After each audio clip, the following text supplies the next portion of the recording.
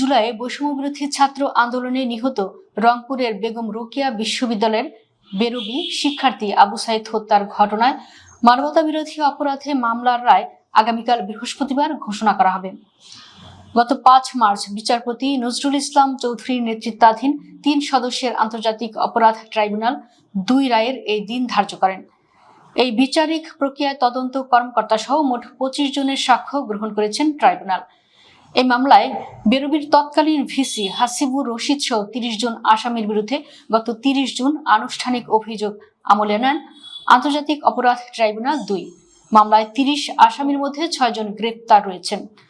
গ্রেপ্তার আসামিরা হলেন সাবেক প্রক্টর শরীফুল ইসলাম, সাবেক সহকারী রেজিস্ট্রার রাফিউল হাসান রাসেল, রেজিস্ট্রারের কার্যালয়ে চুক্তিভিত্তিক সাবেক কর্মচারী মোহাম্মদ আনোয়ার পারভেজ, পুলিশের সাবেক সহকারী উপপরিদর্শক আমির হোসেন, সাবেক কনস্টেবল সুজন চন্দ্র রায় ও নিষিদ্ধ সংগঠনের ছাত্রলীগের নেতা ইমরান চৌধুরী ওরফে আকাশ।